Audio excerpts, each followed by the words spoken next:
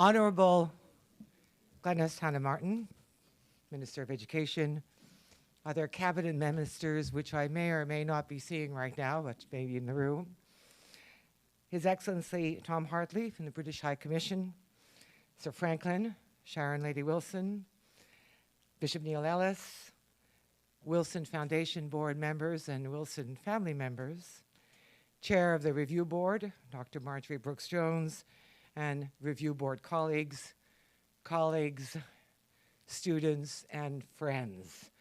Good morning. Good morning. As we begin this event, showcasing the impact of volunteers, donors, and friends on the university's ability to fulfill its mission, I'd like to take a few moments to honor a woman who served the university and the country in so many different ways. I first met Audrey Ingram Roberts nearly 15 years ago. At the time, she served as a devoted and effective college council member. Over her career, which spanned interests and expertise in gender and development, strategic planning, program evaluation, and applied behavioral science, Audrey was an inspiring presence.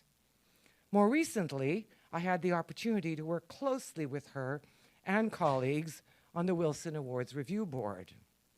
Audrey was an incisive critic, but also a determined champion of all those who applied, always seeking to help applicants sharpen their pencils and do their best work.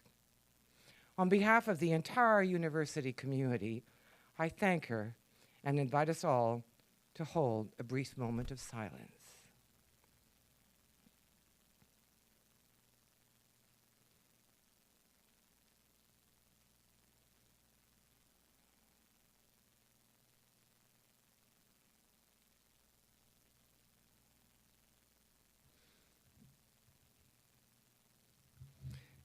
Thank you. Today is Philanthropy Day. How fitting. I bet you didn't know that. I first met Sir Franklyn and Sharon Lady Wilson over 15 years ago when I returned to the Bahamas as president of the then COB. Sir Franklyn was chairman of the College Council, leading us with grace and wisdom. We had then, as we do now, important needs for program development and capital investments, needs that could not be met through existing levels of public funding alone. Having long believed that publicly funded universities, whether in the Bahamas or elsewhere, cannot fully reach their potential without also benefiting from deep community engagement and generous private giving, I had the opportunity to share with Sir Franklyn and Sharon Lady Wilson that what universities need, in addition to adequate public funding, are people and organizations with the capacity to give and the inclination to do so, as well as the ability to reach out to others to follow their lead. It is this mix, adequate public funding and robust philanthropy, that lifts a university from good to great. It's a message that resonated with the Wilson family, and it is their generosity that made possible the construction of the Franklyn R. Wilson Graduate Center. It's also their support at the time in reaching out to RBC as it provided its generous support to that project. Years later, Sir Franklyn reached out to me to explore how to best meet the family's wish to support research that could contribute to some aspect of nation formation and collective consciousness, and to help address some components of the question of what it means to be Bahamian, where the challenges lie, and what might be done to meet the particular challenges faced by our archipelago. From conversations with the Wilson Foundation, faculty members, some of whom are here today, and others, and then supported by then President Smith, the Wilson Awards program was born. Designed to be a perennial program that will, year after year, serve two goals: support research projects as they unfold, and reward and honor excellent completed research and scholarly work. That is what great philanthropy can do: build on what the university knows how to do and help it do it better. This morning, in addition to learning from the scholars who will present, we celebrate and recognize the Wilson Family Foundation and its philanthropy that made these works possible and supports the future of Bahamian scholarship. Thank you.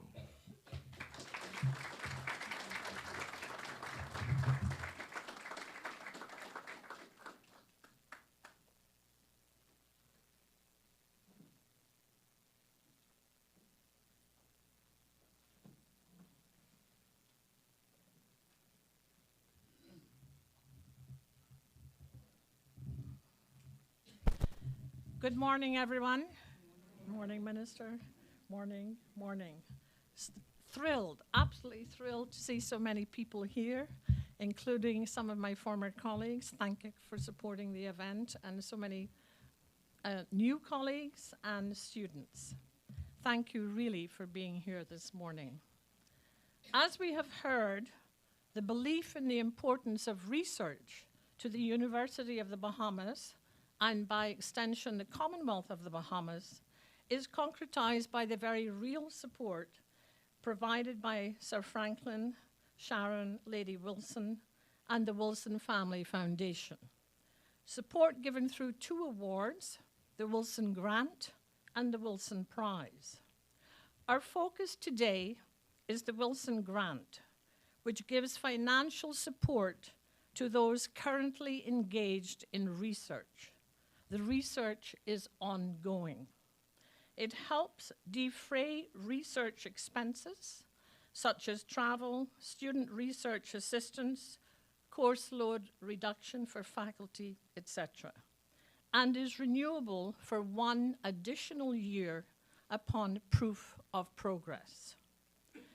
Illustrating exactly how the Wilson Grant facilitates research is Dr. Christopher Curry, who will now speak on how the Wilson Grant helped him and his co-researcher, Dr. Keith Turker, complete their research project.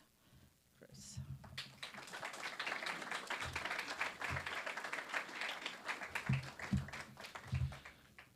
Good morning. With protocol being firmly established, I just wish to welcome, of course, Minister Glenys Hannah Martin, Sir Franklyn Lady Wilson, the family, His Excellency, and his wife, Sean McQueenie, and other members of the board, and Dr. Ian Strawn, President, UB North.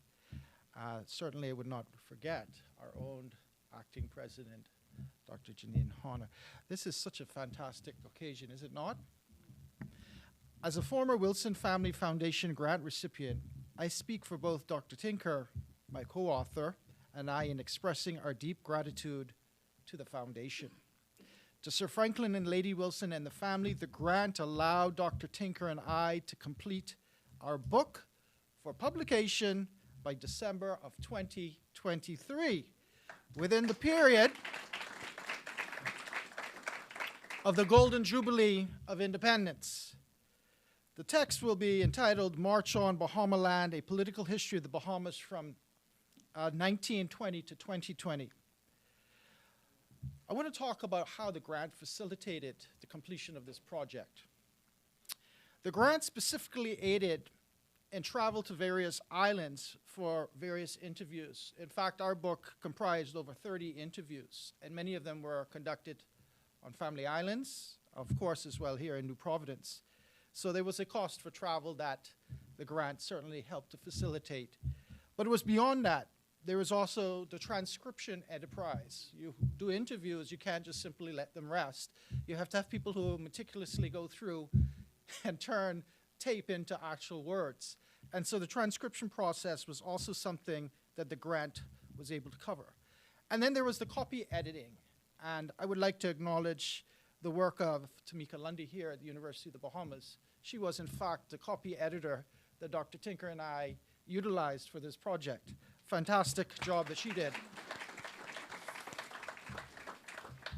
And then on top of that, we commissioned an individual to be a graphic artist and a designer for the front cover of the book. And I'm very pleased with that product. Of course, I can't show it now, but I will be able to show it to you in December. So again, the funds from the grant assisted in facilitating the graphic designer and completing the front cover of the book. But those are just the details as it relates to facilitating the budget items that we needed to complete. But more philosophically, and I think more importantly, the Wilson Family Foundation provided inspiration and motivation. Let me explain what I mean by that. The grant cycle that Dr. Tinker and I were a part of had a focus on issues of national formation and independence, providing the framework and impetus for recipients to Bruce works on the seminal moment when the Bahamas transitioned from colony to country. Without the grant and its mandate, we as authors would not have been able to achieve our deadline within the year of the Golden Jubilee. In fact, it is that very idea of looking at the Bahamas historically and that whole quiet revolutionary period when we moved from being a colony and the challenges of decolonization into a period of independence and the formative years in which our national identity was created is really what was the framework for that first cycle of the grant that we received. And we also received a second one 1 year, of course, later, which allowed us to move from the research phase and the costing associated with it to getting to copy editing and, of course, graphic designing of the cover. So between the two, we were deeply grateful that we were able to receive the funds necessary to boost the project from inception to the point where I can stand here today and say completion. Once again, I wish to thank the foundation, the Wilson family, for the generous grant that inspired our book. Dr. Tinker and I are truly appreciative of your efforts to promote Bahamian scholarship, and this indeed will have a lasting impact. Thank you very much.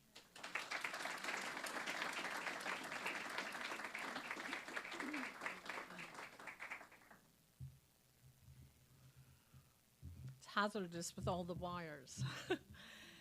Thank you, Dr. Carey, very, very much. I'm sure that will have clarified for the students in particular how it works, okay? How, in fact, it really, really works. So thank you very much.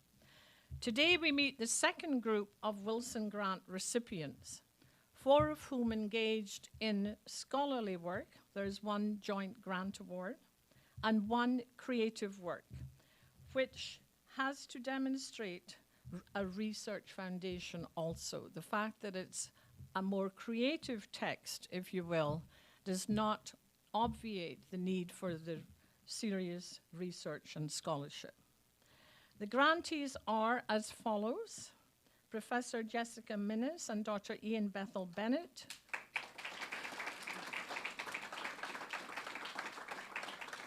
And their research project was social justice and identity in climate change and sea level rise.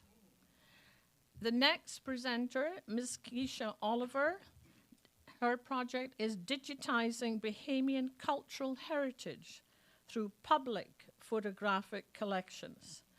Currently, Ms. Oliver is undertaking doctoral studies in Pennsylvania, and therefore her presentation will be through Zoom. The third presenter was to have been Dr. Tanya Sims on the role that the transatlantic slave trade played in shaping the contemporary maternal gene pool. Unfortunately, Dr. Sims has been on medical leave since the start of the semester, and it has been extended through mid-December. So she cannot be with us today. We wish her well, a healthy recovery, and look forward to her presenting on the next such event.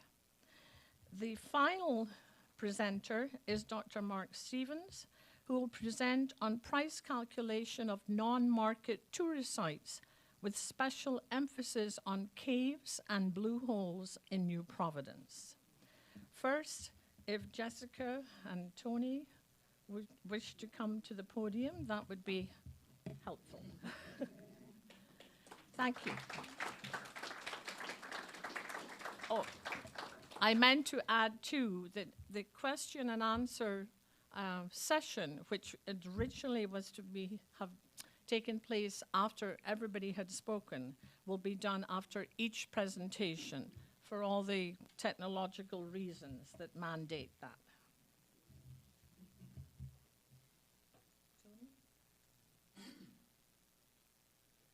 Good morning, everybody, and thank you very much for the privilege of being able to participate in this grant.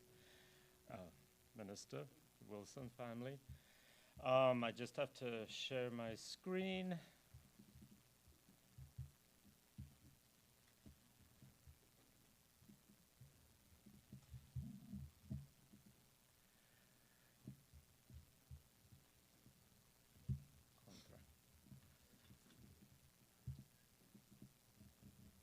So social justice and identity and climate change and sea level rise. Jessica and I have been working on this for a few years. We really began with the presentation and a conference on the future of democracy in 2017, I think Yes. it was, just before all the hurricanes started really hitting home.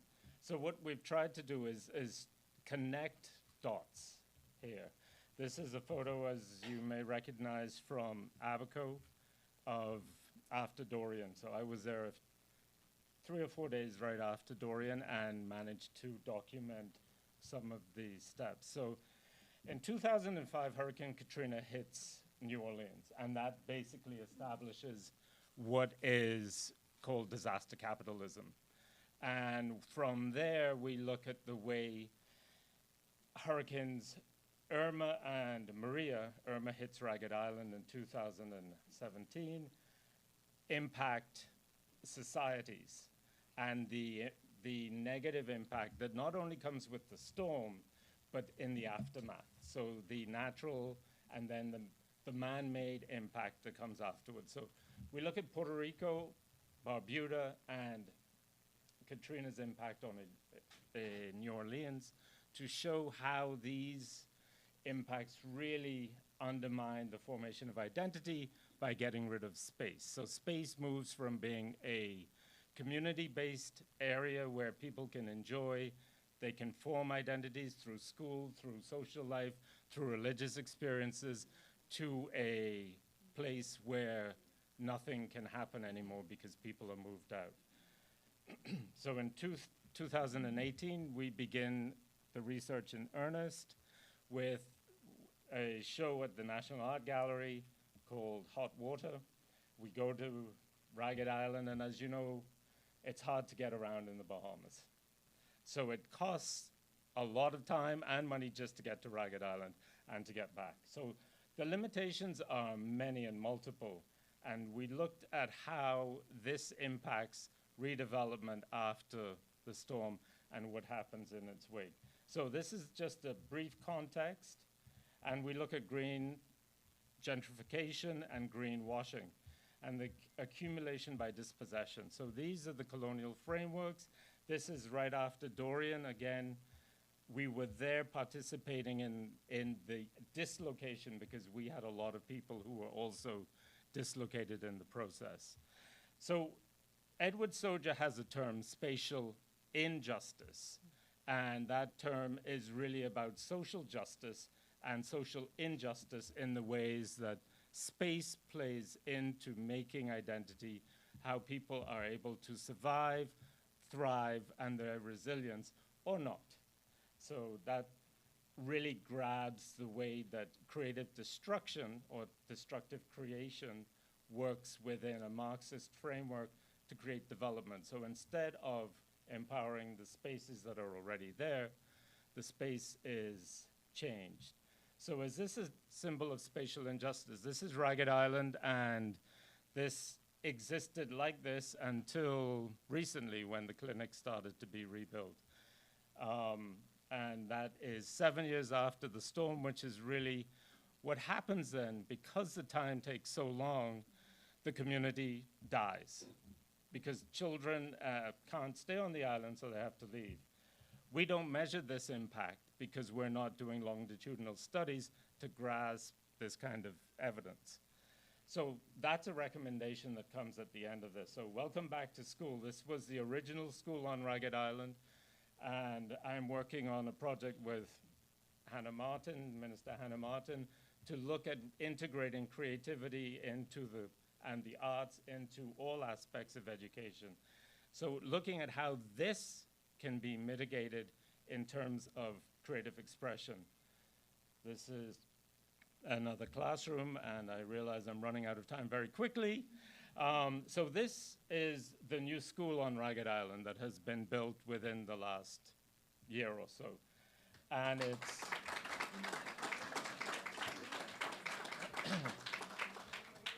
but the big challenge is now, how do we get the students back?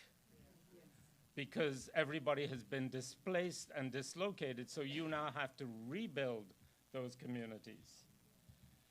This is Grand Bahama, East End, and we're looking at how, because school closures really mean community death, because kids are lost, they move elsewhere, they reestablish their identities there, and they don't return to the community, so those communities die. Old people are left. When those old people die, as we see on countless family islands, the impact is that the whole community, the tradition, both tangible and intangible, suffer. This is Ecologies of Loss, looking at the ways on Grand Bahama and Abaco and on New Providence for other reasons. The spaces have been denuded by the hurricane, but we haven't replanted. So we have lost these pine barrens, which are essential parts of the environment, and they won't be replaced with pines because the undergrowth comes up too quickly and chokes out the pines. So this is the clinic on Ragged Island that replaces the old clinic that stood for many, many years. The challenge again is that even once the building is completed, how do we get people back into the community? How do we get service to be rendered in that space? So we're not just looking at spatial injustice as a physical aspect, but moving people back into spaces. So doctors, nurses, the services necessary. Again, we recognize the challenges of having an archipelagic nation, and that means having to duplicate on every island, which is, again, very complicated. So imagine, and this is where we end. This is Creative Kingston, so this is downtown Kingston. There is another aspect of this where they are building from the ground up, and that's why I'm saying that our work with the Minister of Education and the Ministry of Education, the Department of Education, also bridges this, it dovetails, because you are bringing ground up development through involvement. And the community comes out, they paint, they rebuild, they change buildings, and this is inclusive spatial justice. We see that there's a message in the art, but there's also an entire web page that creates access to the art for international people. There's a commodification to this so that people can make money. The other one, like Creative Kingston, is Aquí vive gente in Puerto Rico and Puerto de Tierra because of the displacement. So Puerto Rico has this slogan, Aquí vive gente, which means people live here. And the displacement of those communities has been doubled by the gentrification that has happened in the last few years. So most of us can no longer afford to live in the houses that we lived in prior.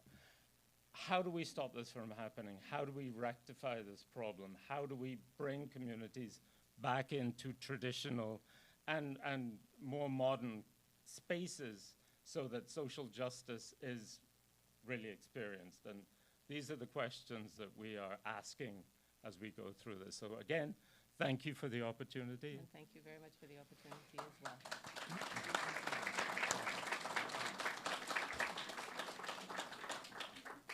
Thank you very much. Do we have any questions for Professor Muniz? Dr. Bennett? Just one question I want to ask. I thought it was this is very powerful.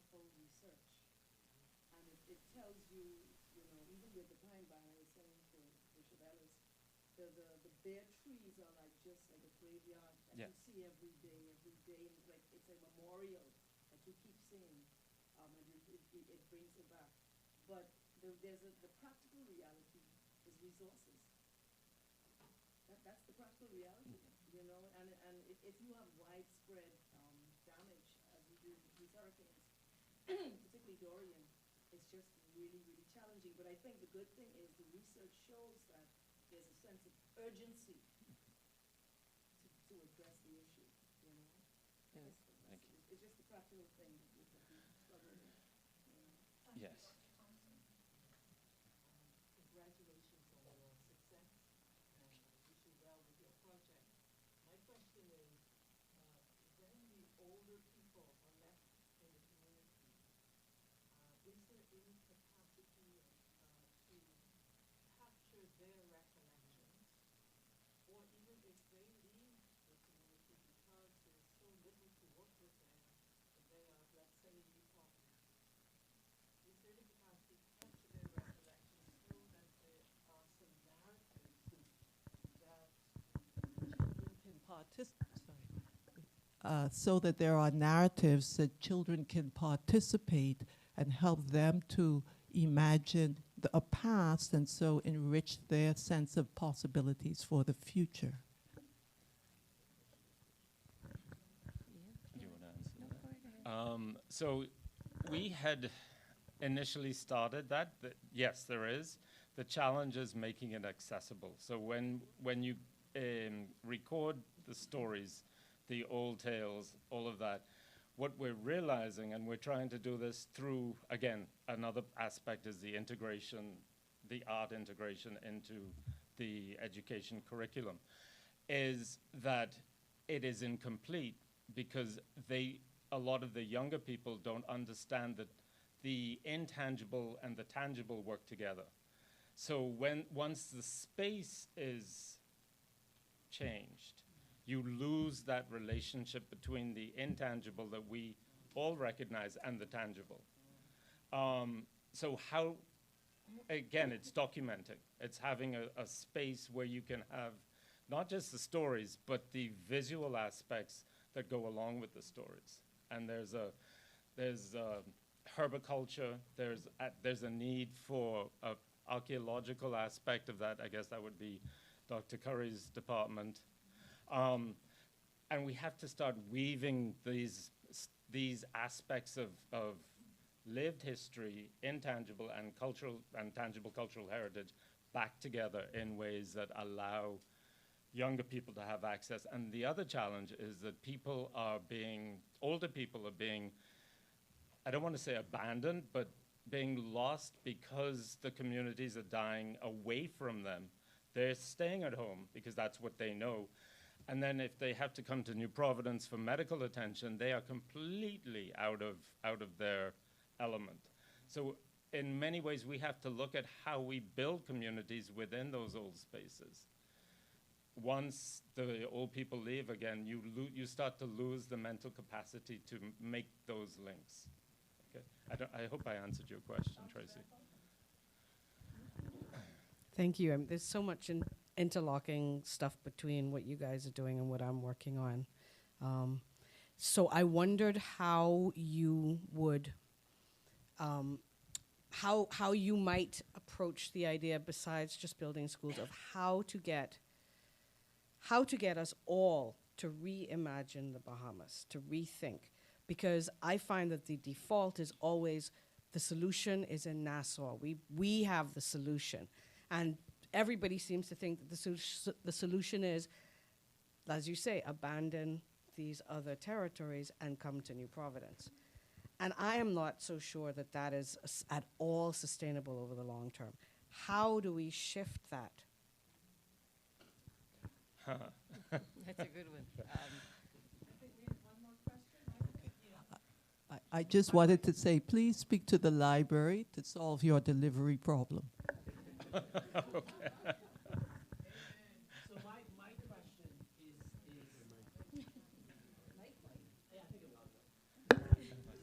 is kind of a little pushback on Dr. Bethel's point here, and because there appears to be a presumption in the narrative that we need to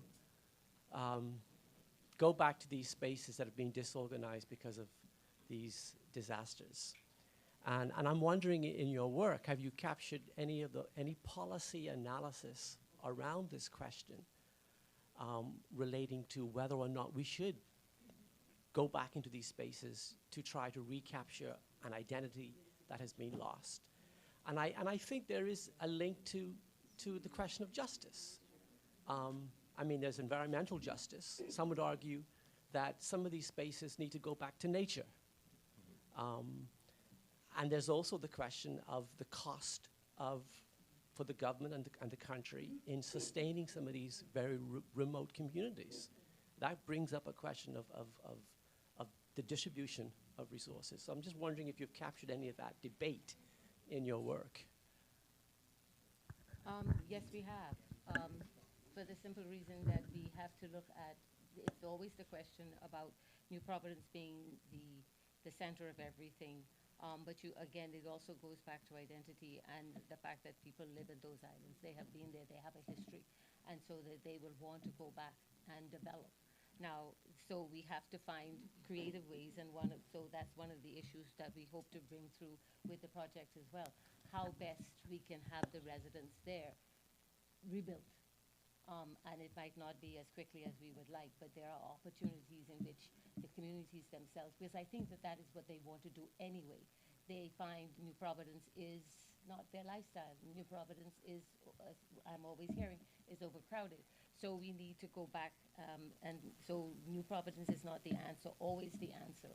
And so those individuals have to go back, and we have to give them as much assistance as possible for them to regrow their communities. So it isn't a matter of, bringing everybody here.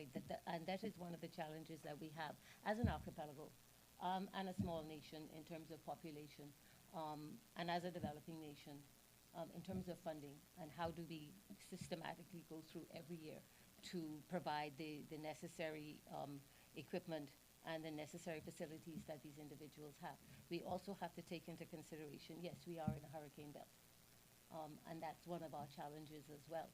And so what we also have to do as a nation, for each island, try and come up with some form of disaster management, so that the individuals can or put things in place so that when a disaster does, we don't wait until it happens, that we can have those systems in place, at least to mitigate some of it, not all of it, because hurricanes and natural disasters are becoming much more stronger than they were in the past. And when you look at the people in Ragged Island, 42 people live there now as of the 22 census from 75, then that is a challenge. And that says something about those 42. They did not want to leave. So they have a vested interest in that place. And so the other is that we now have to encourage individuals to go back, and I'm sure they want to go back. But we have to find a way in which to provide the opportunities and the structures for them to go back.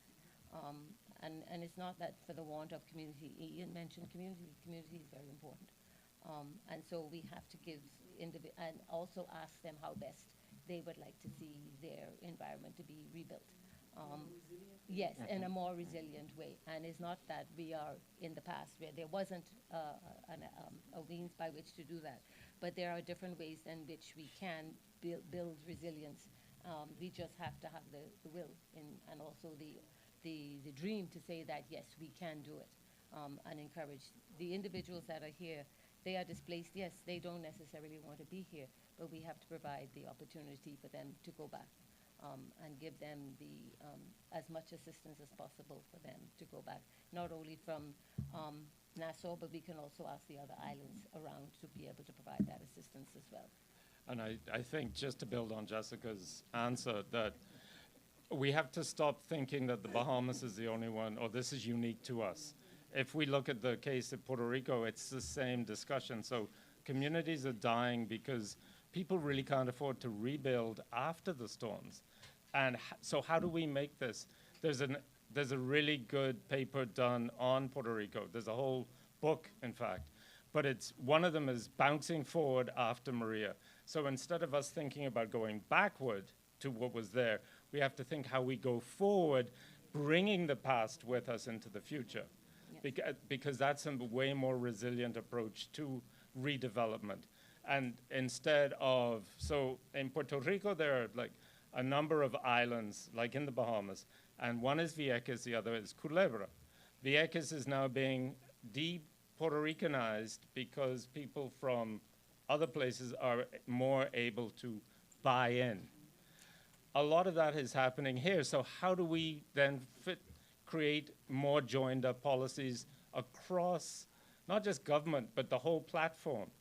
You know, Ragged Island, unfortunately, is still labeled as uninhabitable, which means that they can't raise money to bring themselves back together.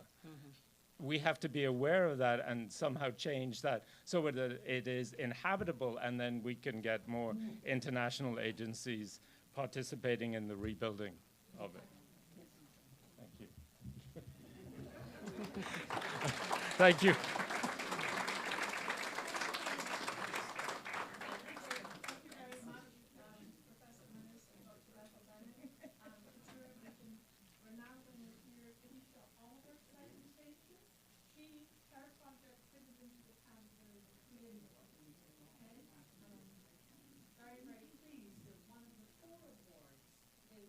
designated for creating future.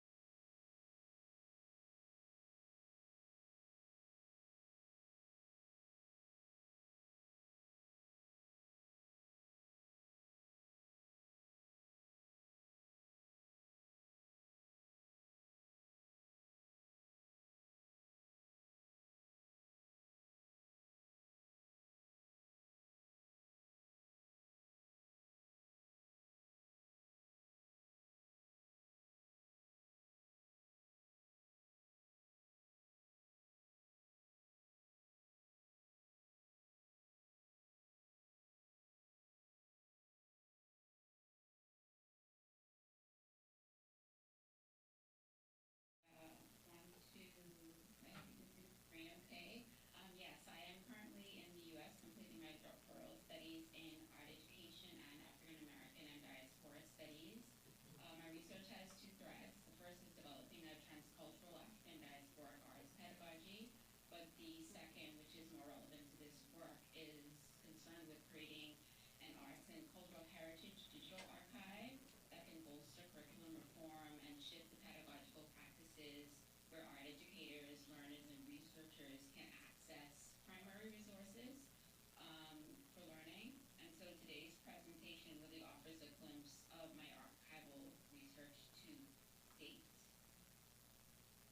And so digitizing cultural heritage for the Bahamas is really about developing a photography collection, or starting with that development, that documents the professional and interior lives of key figures in Bahamian visual arts. The collection is primarily contextualizing the visual culture over 3 decades, from the 60s to the 80s. This was a critical transitional period for our country, years of national identity formation. And so really, when one thinks of visual culture, we often think of the aesthetic and the way of being through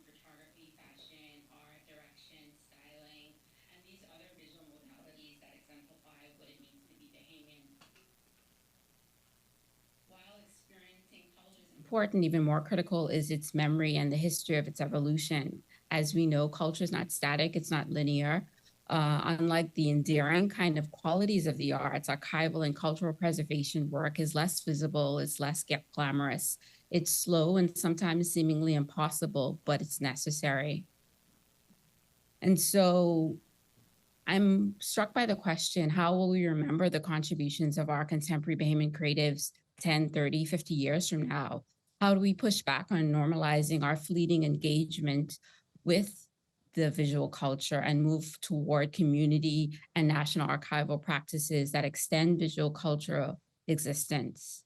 So while the validity of this work justified and can be justified in many ways, my research momentum is concerned with an urgency that is motivated by realities of loss. So my entry into archival work began in March of 2020 with loss. The loss of my grandmother piqued my interest in historical absences that are produced when we fail to document our personal and national histories today. Threats of climate change, geographic barriers, and institutions that perpetuate colonial archival practices signal to an urgency for safeguarding our country's memory before climate change, fading generations, and institutional inadequacies erase our cultural histories. So while there have been some efforts in recent years by independent scholars to rescue the archival traditions of archivists and historians like the late Dr. Gail Saunders, on a national level, we need to really seriously consider ways to preserve our collective stories and heritage in more sustainable ways. This presentation briefly covers 3 areas of my research: the research problem in locating Bahamian visual culture in archives, my methodology, which increases historical visibility through community archiving, and the results in digitizing photo albums as an archival resource. So what I'm going to show is archival statistics from my field study in 2021, concerned with locating artists and art educators who emerged in the 50s and 60s. I focus on the 3 national pillars whose physical collections and repositories serve as gatekeepers of cultural memory: the National Art Gallery of the Bahamas, the University of the Bahamas Special Collections Library, and the Bahamas National Archives. The NAGB has been the most resourceful in including 51 works of art in its permanent collection, but had little literature that only really included excerpts from exhibition catalogs. University of the Bahamas had only 6 vertical files that were really reduced to single-page biographies or newspaper clippings. And lastly, the National Archives was least resourceful, only having 4 Bahamian art biographies, which were on single sheets of paper. And my findings were minimal. This data placed alongside my research in the US was useful in showing how external factors like migration, the tourist economy, and level agreements between Bahamian and foreign institutions contributed to the reality that British and American repositories with digital collections of Bahamian visual culture far exceed the scope and accessibility here in the Bahamas. So my research pointed to archival material retrieved from personal collections as being the most generative, particularly in areas of oral history, but also in acquiring materials through digital exchanges with institutions and individuals. This kind of signaled me to this direction that I'm taking now in making these archival resources available to the public through digital platforms. And so I was particularly struck by the disparity in the ease of access to archives in the US. There's me on the left during a fellowship in 2021 using state-of-the-art technology to access archives. And then here on the right, the image at the National Archives in the Bahamas, and just the disparity, not of just what is accessible, but how I can access was something that struck me. And so I was interested in how I could explore ways to make this research bridge these gaps of knowledge and access. And so here, looking at the methodology in 2021, fall 2021, spring 2022. I engaged students who enrolled in a seminar Bahamian art course through their final major projects titled Reclaiming Bahamian Art History, where they were tasked with a 4-week project to visit the National Archives, find a newspaper article related to any art form of their choice. And they were asked to create a presentation that contextualized their findings. And so this is a student, Caitlin Roll, who was a sophomore in the art program at the time. She covered April to June in 1965. And these were her findings. And so her work really helped reveal information about a marginalized artist by the name of Emile Cartwright, who I'd never heard of, and expand the vertical file for Brett Malone, which is the newspaper clicking to the right. And so digitizing personal archives are really a major part of this work in archival discovery, and generated the most kind of information from the community. And so here is an image of James O'Rourke, who is an artist, educator, and former arts administrator. And just one item from this kind of working with him is this 1973 souvenir book, which really was accessed through this archival acquisition, and includes this image to the right where we have the National Arts and Crafts Exhibition Committee for that event. And James O'Rourke, he chaired that event. And so these traditions of collecting and storytelling are staples to most Bahamian homes. As formerly colonized people, I think it's become a part of the way we learn to preserve our individual and collective family legacy. For those that still keep photo albums or scrapbooks, be them digital or physical, these are rich archival resources that help to narrate and tell our nation's history. And so these next slides really show 3 artists, educators who I've worked with the artists, if they're still alive, or their family, in the case of Horace K. Wright, working with his granddaughter and helping to accession and to catalog and to make these available so that learners that come after, they have this knowledge that didn't exist to them in a public space, in a public setting. And so his collection here helps us understand how education in the 50s looked, how it was formed, art education specifically, but those disciplines that he worked alongside. And we see him here at the Teachers Conference in 1960. And then we have Antonius Roberts, 70s, 80s. And really, Antonius Roberts is known as a cultural advocate, arts institution builder. And so his archive and his collection rather helps us to kind of make connections with what is going on, particularly within the arts industry, the selling of art, the gallery exhibitions, and that kind of momentum and who these people were. And so this is important in shaping that narrative. And then lastly, we have Dave Smith in the 80s and 90s. And his work is really important because for Dave Smith's collection, what it does for us is he is not just an artist, but he documents our cultural kind of moment in this time. And for those who don't know of the Wolf Road Theater that existed, and people my age or even a little younger, they're like, there was a theater, a drive-through. And so his artwork documents that. But as a photographer, he also uses photography to document the landscape and then use that as a point of reference to develop his artwork. And so for me, these collections are rich, they're important, and it's, for me, important that they're shared through digital kind of resources. We're talking about the lack of access because of our geography, because of our kind of threats with climate change. And I think digital components, community archiving, it's really a key for preserving, sharing, and expanding Bahamian cultural knowledge production. And then the digital collections, they really can increase access, visibility, and engagement for learners, researchers, and the general public.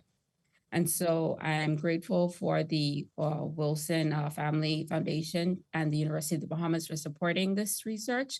Also the contributors, the Wright family, Antonius Roberts, Dave Smith, Patricia Glinton McColas, Pamela Burnside, James O'Rourke, and the UB student research.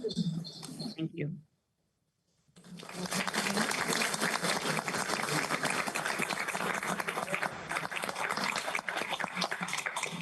Keisha. That was very, very interesting. Do we have any questions? Any questions? Yes. Last one. I'm curious about the love and responsibility 1 and 2 by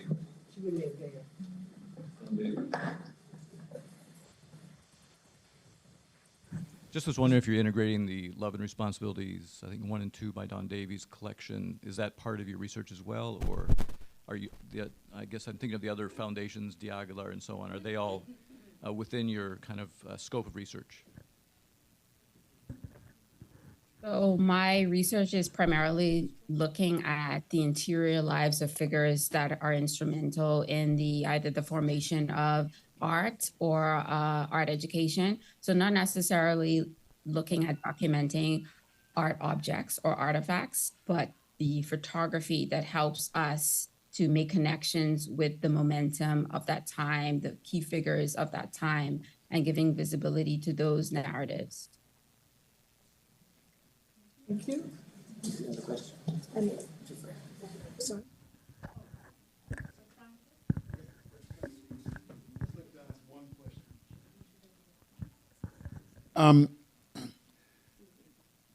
You know, how do you link? There's a photograph, but how do you get to know what is the real story of that photograph? See, and you look, just people from my generation and some others in this room, you know, I think of, for example, I mean, the country's still young enough. I haven't heard some of the most prominent or best known, let's put it that way, photographers of the relevant era that Dr. Curry and others are studying, where the political movement. I mean, you know, how, you see a photograph of so many events that happened during that period, but unless there's someone who could give you a context of that photograph, how do you know what, you know, what do you make of it?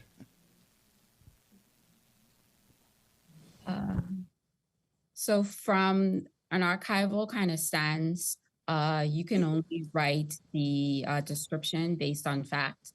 So if there is no factual information, you can't provide any. You can't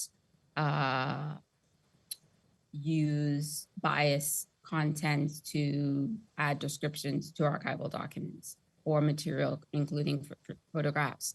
And with that said, I am aware, Dr. Curry, I know you would have, I guess, been in contact with Franklyn Ferguson, and his major contribution as a photographer documenting political affairs.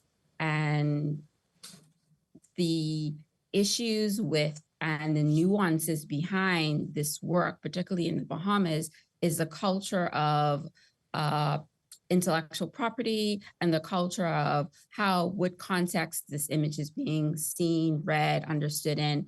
But I think more importantly is if the image is not shared, if the photograph is not shared, then how will we learn, students, researchers, educators, the public, how will we know that these histories existed, that these moments took place if we don't see and have access to these images? So I think for me, the first point of interest is providing access.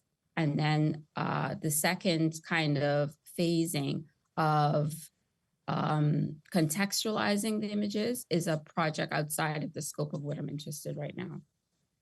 Just one more thing. How do you incentivize? How does the country go about incentivizing the estates of some of these photographers, for example? How do we convince a Franklyn Ferguson, for example, to put this in the public domain? How do you go about that?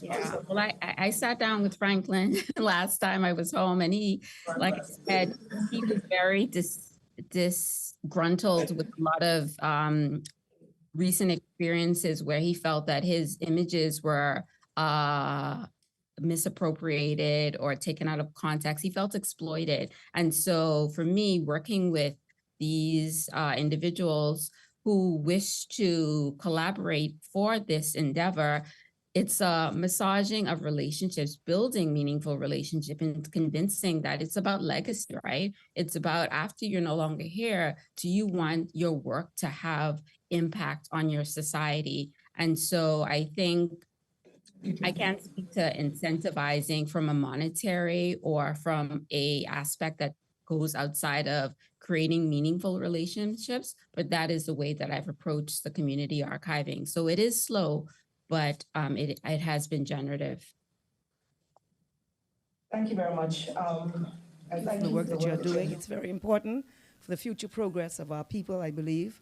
Marcus Garvey says that a people without knowledge of their origin, history, and culture is like a tree without roots. And it's a bit stunning how we have been not as aggressive as we should have been in documenting, cementing, and putting in place this whole issue of identity, the history, the journey, the knowledge of who we are, where we've come from, and where are we going. But I'm most interested in the archives, which comes under my portfolio. You used the terminology, I was trying to remember what it was, that it was colonial or something like that you said. I'm wondering if you can explain what that means. I know that we didn't have an archives pre-sovereignty, and that was an important institutional step. And it preserves many records. But I think you're speaking of something else relative to it, and I'm wondering if you could explain what you mean by that. Thank you.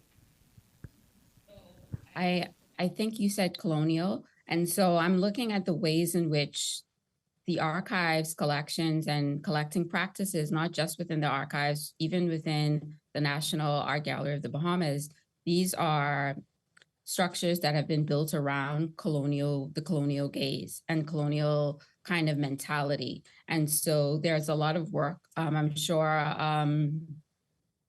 Dr. Ian Bethel-Bennett can speak to it. He's presented on this in the past, the ways in which we can decolonize these spaces to address issues like access. The lack of access is a colonial kind of, it's a colonial mentality that means only a few can access this material. And so the lack of knowledge and the lack of access then impedes the growth and impedes the knowledge of your people. They don't know that, say, for instance, some of the images that I've shared exist. And because of that, they are not able to dream. They're not able to realize who they are because this isn't available to them. So it's a case of, like I said, access. It's a case of visibility because as far as colonial practices go, you have a case of the repetition of who is being seen as worthy to be included in the archive. And so I'd mentioned in the student Caitlin Rule's work, she gave visibility to an artist who was seen and written of in a 1965 newspaper article, but because of the bias in writing practices in journalism, or because of the ways in which art historians have not written about this individual enough, they just get erased, they get silenced. And so those are the kind of undercurrents of colonial practices that I speak of. I would like to put this forward. It answered to Sir Franklyn's question, how can we incentivize potential donors to give collections for public access? And also this question of interpreting possible meanings of visual images. I'm happy to see that the librarian and the deputy librarian are with us because they are working with their Bahamian Special Collection to do precisely something that I hope, if I could put it bluntly, will interest the Wilson Foundation.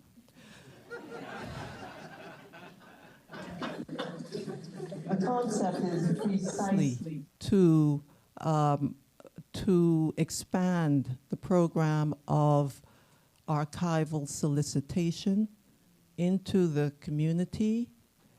The concept is then, if collections are brought into the special collections area, to invite faculty in humanities, social sciences, communication and creative arts to assist in curating those collections, which is to say, to interpret them, give them context, to invite students to become a part of this process through the classes that they take, so that we can do more succession planning, we can inspire young potential scholars through their direct involvement with archival material. How do we then project these enhanced collections to the Bahamian public and even to the world? Through digital platforms that the library is looking to develop. What is the missing link?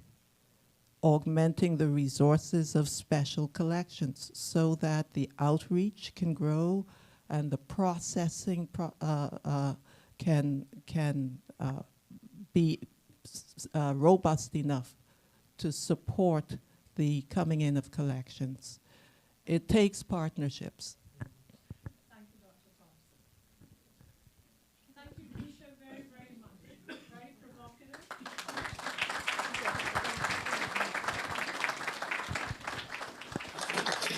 Very okay. Our next presenter, Dr. Mark Stevens. Price calculation of Northern Market tour sites with special emphasis on caves and loopholes in this art.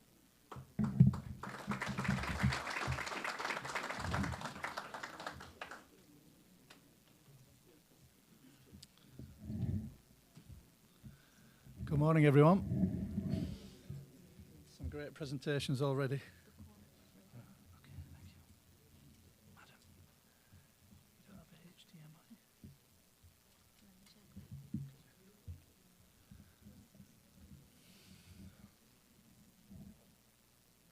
So we'll just see to a technical matter.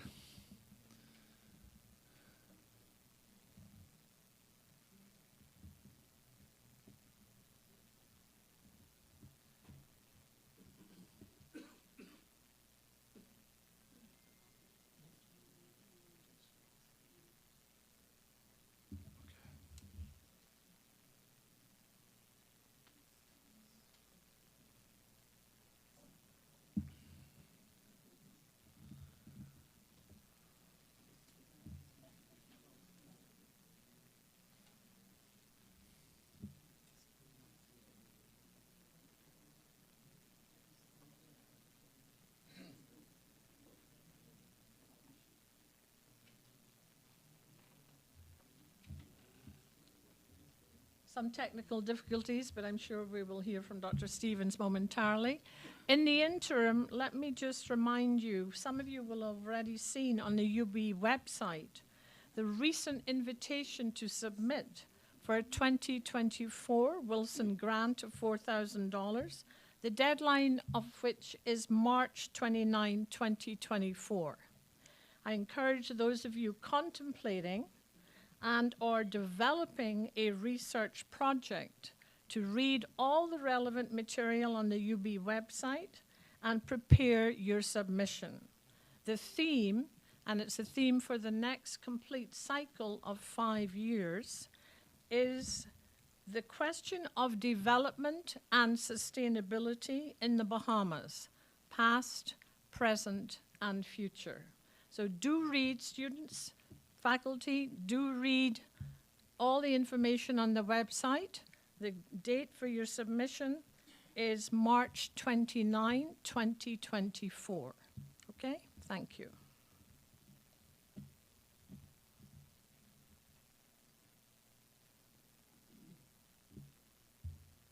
Yes. Sorry, I have a question. With the submissions, is that inclusive of developing new ocean renewable energy systems? Developing new ocean renewable energy systems. So to generate electricity renewably. the person submitting the application determines the content, okay? You are given the theme, there is additional information on the website. It can be culture, it can be history, whatever, okay? If you read the information on the website, you'll find all the detailed information there, okay?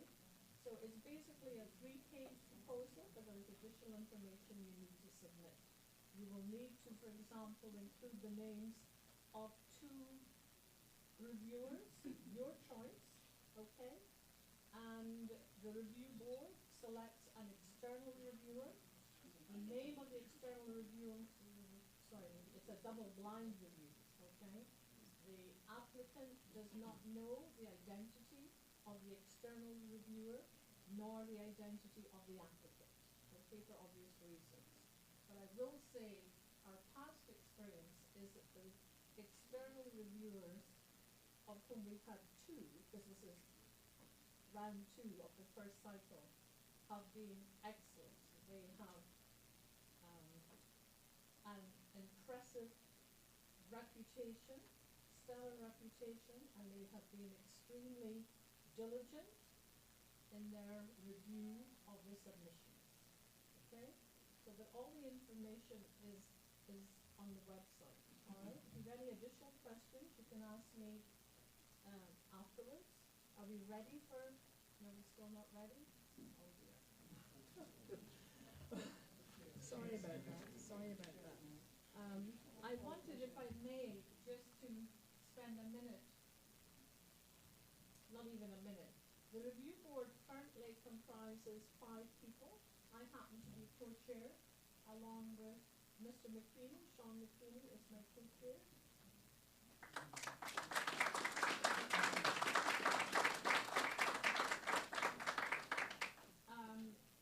Present also is Michael Stevenson from the LLB program is on the review board.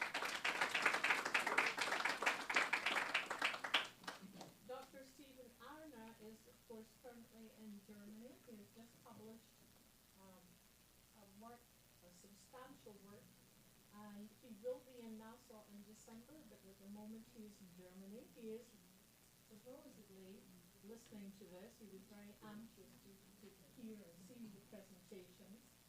And the other member of the review board is Dr. Kerry Baines, who unfortunately had another critical appointment this morning.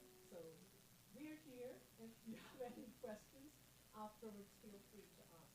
We are, it's very scrupulous, I will say, for those of you who are concerned about the care and attention given to the submissions. There's a great deal of time spent in reading and digesting the submissions, evaluating the submissions, which center on how well the submission responds to the key focus, which is the national development of the Bahamas. That is the central theme underlying all this work. It is promote, enhance, support, provide opportunities, intellectual and otherwise, for the development of the Bahamas. Right, Dr. Stevens? Thank you. Thank you again. Apologies for the slight delay. And thank you very much to be part of this Wilson Award and to continue this research. So, Minister, His Excellency, Wilson family, thank you. So, price calculation for non-market tourist sites, special emphasis on caves and blue holes in New Providence. The image here is actually a blue hole on New Providence on the east side of the island in Colony Estates. There's a sign saying for sale. It's actually not for sale, I must assure you. It's the land next to the blue hole that's for sale, although it looks misleading. However, it's good to know the caves and blue holes are actually owned by the Bahamian government, and they're treated as heritage and a natural resource. So I'm Mark Stevens, my collaborator's Professor Cook at Husson University. She's an economist. I'm a geographer, by the way. And UB students Ashley Hanna and Brashay Burrows, who are assisting with this work and doing projects on this. So let me proceed. So why are caves and blue holes important? Why try to value them? What about previous environmental valuation in the Bahamas of natural resources? Some methodology, initial studies, and a summary. Some images here of why caves and blue holes are important. So they often contain groundwater resources. That's obviously useful for communities, societies. There are rich fossil deposits, as we can see in the middle image there. You can find evidence for creatures that once existed in the Bahamas, like giant turtles and even crocodiles in the blue hole deposits. So it helps us to understand on the natural history, useful for research and education. There are modern habitat for a variety of creatures, such as fish. There's an image from the Locain caves of some large grey snappers in the bottom left, and recreation, geotourism for sustainable revenue. Here's a map of the location of many of the blue holes and caves on this island. You might be interested to know there are 9 blue holes on New Providence. They're actually located, you can see that they're aligned across the island and probably associated with a minor geological fault. Nothing to be worried about. we rarely encounter earthquakes here, but you know, due to the geological minor fracturing there, they've formed along that alignment, and caves as well, mostly along the coast. These are called flank margin caves at the boundary of salt and fresh water, such as Caves Point caves. I'll mention those, and there are others, and there are also banana hole and pit cave types. This is a list of caves and blue holes. These are some of the publicly accessible sites in New Providence, and then also some of the famous sites in the country. So Caves Point Caves, Clifton Banana Hole Cave, Primeval Forest Caves. Those two are actually managed. There's an entrance fee involved. Coral Harbour Road Blue Hole, that's a very beautiful site on this island.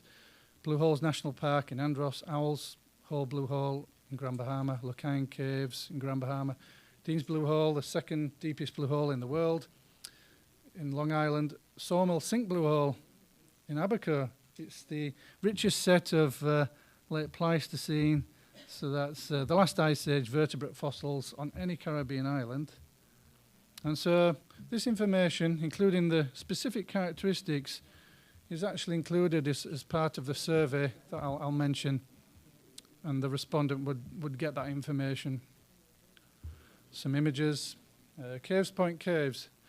The image in the top left, this is the cavern to the left of the main cave that most tourists enter, and it's actually very impressive also. This is the flank margin type, and basically the entrance has corroded away over time, leaving us this fantastic cave to explore.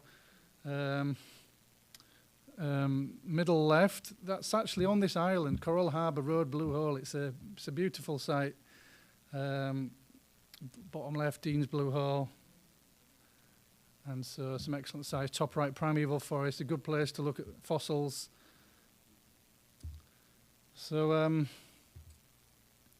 as in other capital cities worldwide, over the last few decades, cities have been growing, populations have been growing, as has been alluded to in a previous presentation.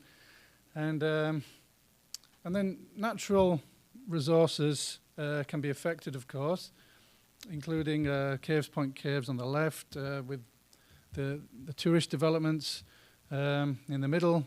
R.M. Bailey Blue Hole has its own garbage patch. To the right, Golden Gates Blue Hole. It's a beautiful location due to the pressures of population growth and urban areas developed around it. And at least it's got a park there, and it is a nice place to visit. There are less well-known caves and blue holes on New Providence in a more natural condition, like those on the Family Islands. I mentioned Coral Harbour Road Blue Hole, a blue hole at Fox Hill. That's another wonderful site. Harry Oaks Caves on Harry Oaks property. I've seen images of that. And it looks like a fantastic site. And so then on to why to value these sites, particularly those that are being environmentally affected. It would help create a recognition of their economic worth and encourage better conservation and use for sustainable development, even for nearby communities through eco-geotourism. There have been previous environmental valuation studies in the Bahamas. This is from a publication by Arkema et al. 2017. This graph basically shows at the bottom the different ecosystems and species and the ecosystem services that have been valued through studies, and on the vertical axis the number of studies.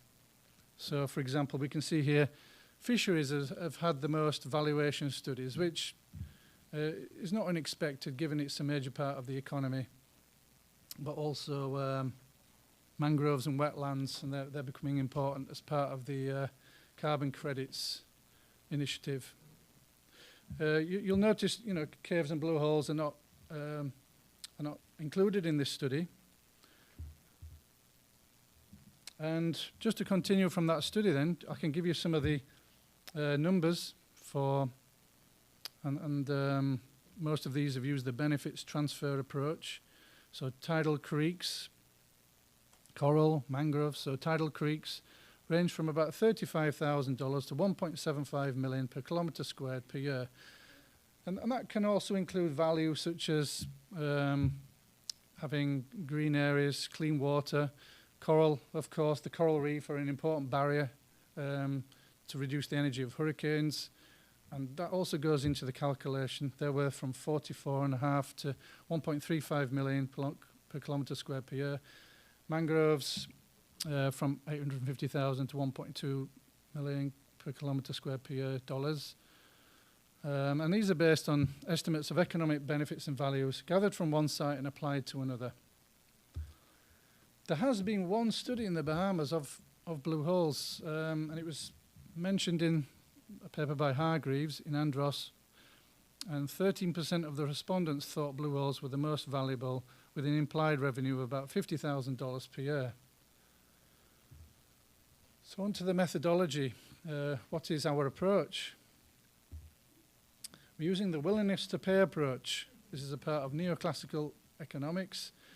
It's the indirect revealed preference method of establishing value for non-market resources. It's commonly used for environmental sites. It's based on the travel cost method, so we're trying to find out how much are people willing to pay or are paying to actually travel to a site, any entrance fees involved. And so it's teasing out that information. And even things like willingness to pay, knowing that it will be conserved, like membership fees. And we've got some statistical models as part of our design. Single site, random utility maximization. Single site, as it implies, is used to value a particular site, and the RUM model is an estimate of value of different sites with different characteristics. It's got a mixed log estimation. It allows for interactions among site characteristics, consumer characteristics. The initial survey design has been assisted by Miss Ashley Hanna, and she's done her capstone biology project on this topic, and she created 26 survey questions. We've subsequently refined it with Miss Burrows, who's currently assisting on this, and we've narrowed it down to 11 questions just so it's a bit more efficient and for the time of the consideration of the time of the respondent. It's received the IRB ethical improvement at UB. This is a Gantt chart. This basically summarizes what I hope to achieve in a certain time frame. In green, these are the things that I've completed, including identifying resources and impacts, identifying, defining the recreation uses, the sites, the population of users, the sampling strategy, variables, site characteristics, preparing a methodology paper for a conference, and then designing the survey. So I'm left with obtaining the research permit. So that's my next step. That's pending. It's been submitted. And then to implement the survey, measure the trip cost, and then use the statistical analysis. So just some initial findings from the project by Miss Hanna. So this is for the Biology 480 course. She did an excellent literature review of the valuation of caves worldwide. So this gives us a great indication of what we might expect and to compare with. So Capisan Cave in the Philippines, they've estimated $35,000 per year. El Sopiao Caves in Spain, around similar, about 38,000. Yanchep Caves, Australia, 110,000. Altamira Cave, it's a very famous cave, very important archaeology. So as you know, that affects the value then, and the amount of tourists that it receives, $7 million per year. There's an example, Mammoth Cave in Kentucky. I don't know if any of you have visited there. That receives over 2 million visitors per year. So you think about it and think about entrance fees and so on. The reconnaissance survey of 37 people, the majority were UB students. Around just over a third had visited a cave on Blue Hole in New Providence. Caves Point Caves were the most frequented, and that's a beautiful site to the north of this island. A tour guide, personal communication, including where tourists come off a cruise ship, they take a tour package. To visit Caves Point Caves as part of a tour, including transport, $140 per person. $720 to go to Caves Point Caves, Clifton Heritage Park and Primeval Forest. To be a member of the BNT, that includes sites like Primeval Forest, that's $30 per year. To be a lifetime single membership, $1,500. So it gives you an idea of some of the numbers involved. So I'd just like to summarize and further work and acknowledgement. So caves and blue holes on New Providence and elsewhere in the Bahamas, important geoecological resources. The travel cost method can be applied to recognize economic worth and encourage conservation and use for sustainable development. As I mentioned, caves elsewhere in the world are valued between $35,000 to $4 million per year. So this is very sustainable, isn't it? Blue holes in Andros valued at $50,000 per year. So to complete, like I mentioned, to obtain the research permit, to implement the survey, measure the trip costs, estimate using the models, write up the results for publication. So making good progress. And obviously, again, thank you, the Wilson Grant, to enable this work. I'll just finish with some images of UB students doing some great projects in caves and blue holes, and this work is continuing. Thank you very much for your attention.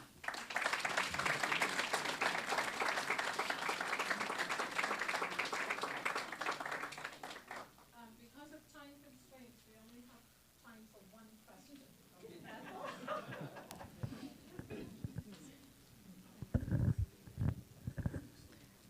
Mark, thanks very much. I was curious because I noticed you have a valuation for the blue holes here, but do you have any valuation for Dean's Blue Hole?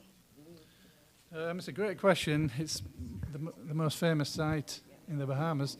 The work has not been done, and but you give me an idea there. Yeah, because people are there all include. the time. Yeah. That's what they go there for. Yeah, They're there. Yeah. Hopefully that information comes through in the survey. So, thank you. Okay, thank you very much. Thank you.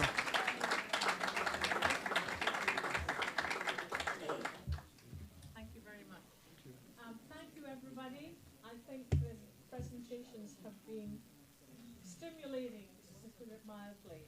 And so, Franklyn, you wish to join us for a few minutes? Thank you, everybody. Allow me, firstly, in connection with what has happened so far, thank everybody who's been concerned. You know, it's let's just say it's wonderful. Let's say it's wonderful.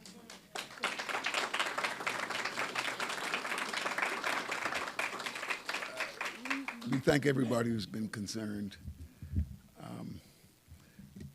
We just like to end on one particular note. When, it's a bit of a personal testimony, so to speak. When former Prime Minister Perry Christie called me about possibly becoming the chairman of the College of the Bahamas Council,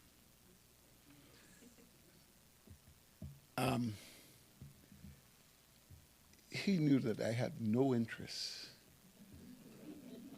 in being appointed to any government board or anything. But he was very strategic. And he went about it a certain way where he enlisted a former Cobus president named Neil Ellis to twist my arm. And you know, years later, if I see Mr. Christie 5 times, at least one of those times, I thank him so much for having twisted my arm to get involved with this institution. Colleagues, look at what we just heard.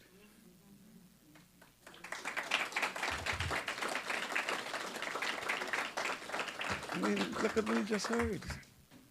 So we all must do all we can, first and foremost, to support this institution. We must do it.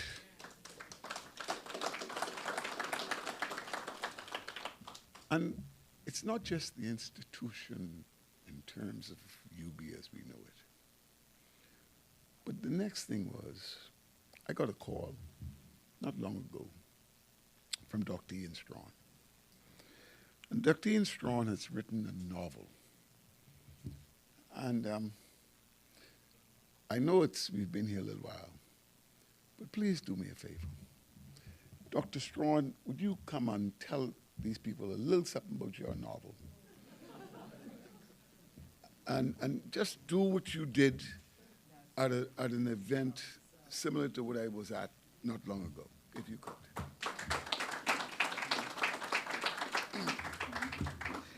Good morning, everybody.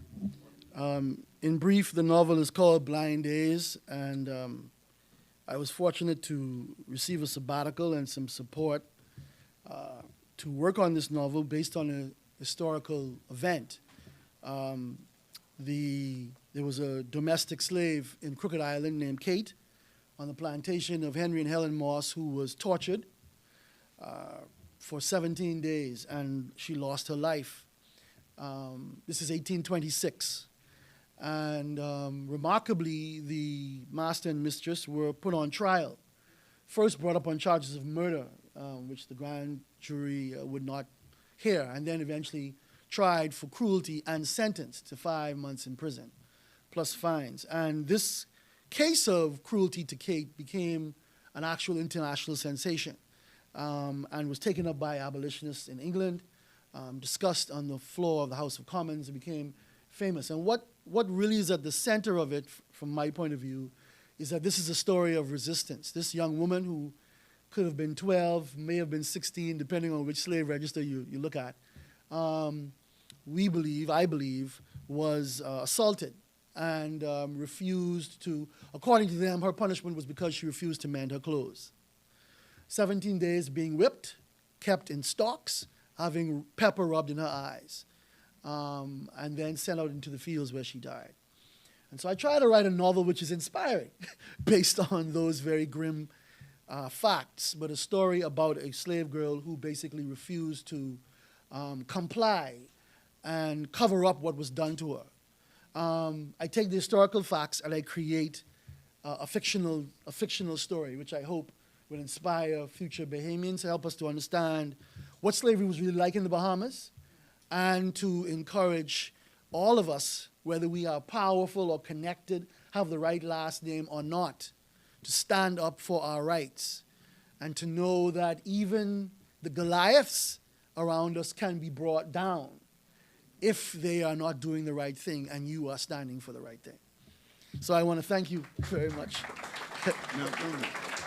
So what Dr. Strawn phoned me in the context of really just being kind and wanted to share a copy of the book with me. That has led us to a different wider view. And that wider view is that we've arranged with him to get a liberal supply of these books. And I got in touch with the Minister of Education, and I said, if a liberal supply of these books were available, we discussed something which led, I'll cut it short. Her point was, she has agreed that if if a liberal supply of these books were presented to the Ministry of Education, she would cause a copy to be placed in every library in the Ministry of Education system.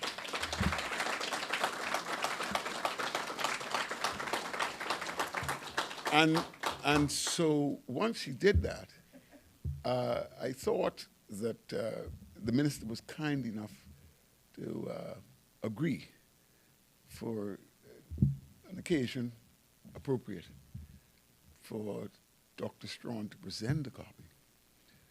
And hopefully that everything that flows from that would be beyond what we could imagine. And because we don't know where it could lead. So, Honorable Minister, if you'd be kind enough.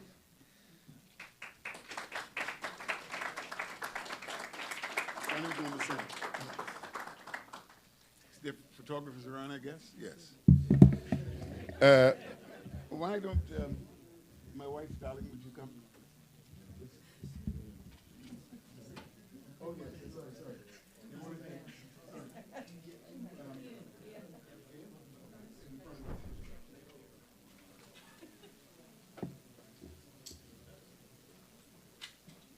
You know, while they're doing this, Ian, Dr. Strawn presented a copy, made the remarks he just made, on an occasion where a small group, one of whom is a person from the Bahamas who is going on to do, some really, really serious things. And they are very, very low. And after Dr. Strawn was finished, he says, you know something? He told people all over the world. Slavery wasn't in the Bahamas. You know, the point I'm making, and this is a very intelligent man. Very, very intelligent man. Just something as simple as that. And he said it, of course, like as an extreme. But the fundamental point was that he had never thought of slavery in the context that Dr. Strawn. So it's interesting. Thank you.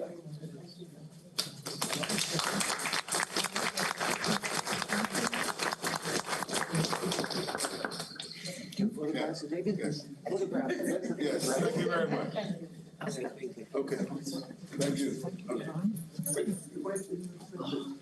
Okay. All right. Let me end, if I could end this way. Ladies and gentlemen, but let no one fool you. Let no one fool you. This University of the Bahamas is a real world-class institution.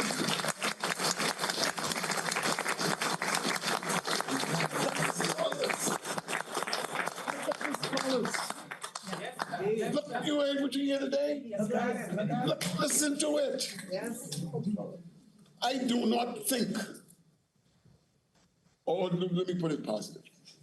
I think we would be challenged to find any institution of comparable size that has an event like this with more substance.